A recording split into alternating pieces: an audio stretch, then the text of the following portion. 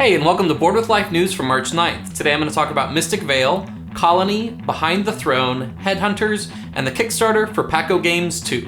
Let's get to it.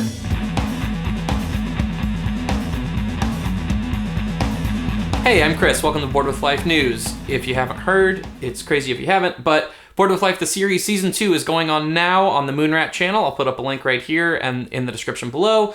You should go jump on that and watch that. It's a ton of fun. Next Monday, Episode 3 comes out. That's the one with our guest star, Rich Sommer. He's in Mad Men and a ton of other great things. And we are just absolutely thrilled to have him. It's a really good episode. It's on Dead of Winter, which is obviously a very popular game. So yeah, go make sure you watch that on Monday. Go make sure you tell your friends about it. All that good stuff. Also, our Dungeons & Dragons podcast, we return to our Adventures in the New World campaign tomorrow. So now's a great time to get caught up on that because we took a little break, so you can just marathon through that. If you start listening, like probably right now, you should be almost done by tomorrow when we release that. So go do that. Okay, board game news. AEG announced Mystic Vale. This is an interesting, innovative deck builder that they call it a card crafting system.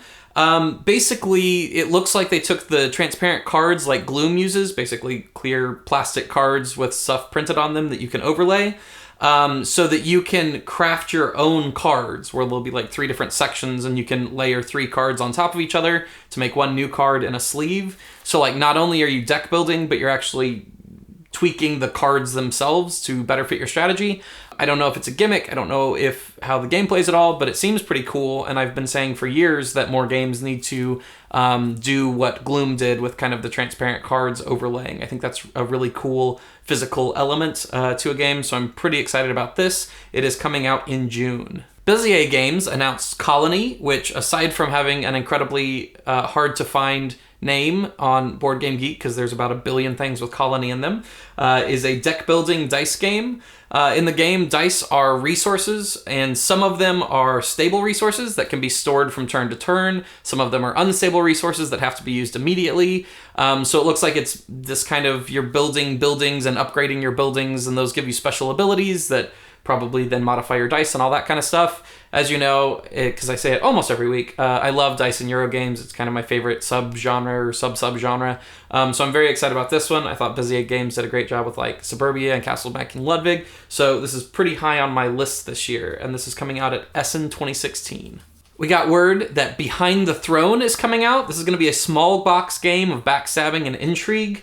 I'm not quite sure how it plays. It's kind of a vague thing. I know that it's going to be sort of a minimal card game, and you're trying to collect sets of cards that earn you special abilities and victory points. The reason that I'm talking about it at all, because normally I wouldn't talk about something like this because there's not a lot of info on it, but it's from the designers of Mysterium, and Mysterium is incredibly innovative and a really good kind of mesh of some interesting mechanics. So I'm very excited to see what they come out with next, and apparently it's going to be Behind the Throne. So I'm excited to see Behind the Throne. Headhunters just got announced, and this is going to be like a collectible toy game where basically it's mixing up miniatures games with collectible card games with toy games like Skylanders or any of like the Disney Infinity stuff where you get a toy that's actually part of the game.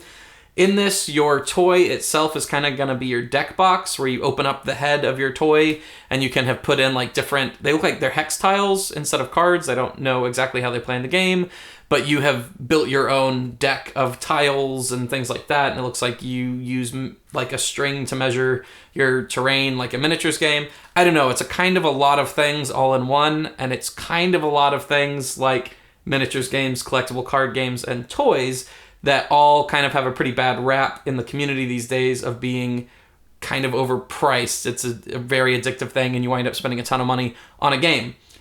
There's also very little information on how the game actually plays. There's not even like images of what the final toys look like. So I could see this really going either way. It's either going to kind of break out and be huge, or it's not going to at all. But definitely an interesting thing and a kind of an interesting idea to see the industry moving that direction. So I'm definitely going to keep an eye out for it, and we'll see how it is. The Kickstarter for this week is Paco Games 2.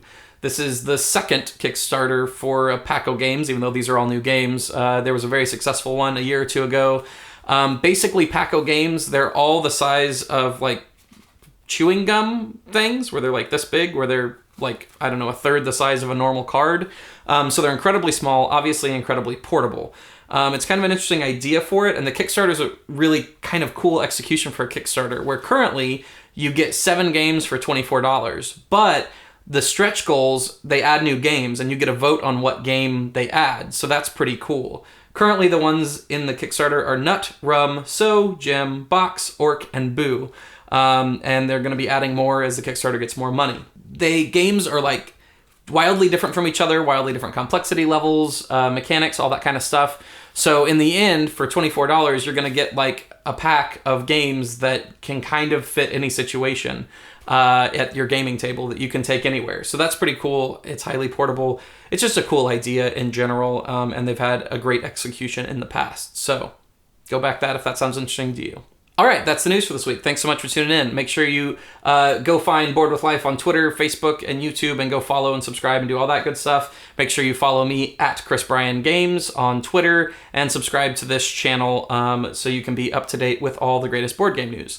Also, I have a geek list on Board Game Geek that lists all my most anticipated games of 2016. So you'll see games like Colony on there, and I talk a little bit about them. So if you want to have kind of a dialogue about what I'm excited about, go subscribe to that geek list. I'll put links in the show notes if that interests you. Okay, the question this week comes from at Jared Degot, Jared Gott, something, via Twitter, and they ask, does a game having tons of Kickstarter exclusives make you more hesitant to buy it if you missed the Kickstarter?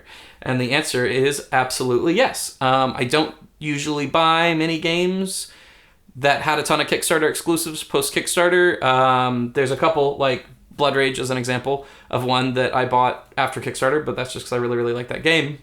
And I think in general, the kind of consensus of a lot of Kickstarter companies is they're moving away from having Kickstarter exclusives, with the exception of a couple of very notable companies like Cool Mini or Not, where they make tons and tons and tons of money doing that on Kickstarter by giving a ton of free stuff. I'm sure their games don't do as well post-Kickstarter as they would, but they're able to build so much buzz about their games and sell so many copies that I think that really sustains it. I think smaller publishers, it generally deters people from games in the aftermarket. It makes retailers not want to carry their game because why would people buy it from retail if they've already got all this cool stuff from Kickstarter, all that kind of stuff. I think it's totally fine to include stuff for free in your Kickstarter that later people are going to have to pay for. So say you include a micro expansion for free that later they can buy on the Board Game Geek store for $5. That's totally cool. But yeah, personally, it certainly is a deterrent for me, both when a Kickstarter is going on and after a Kickstarter, purchasing a game. So yeah, that's that. All right. Thanks so much for tuning in this week, and I will see you next week.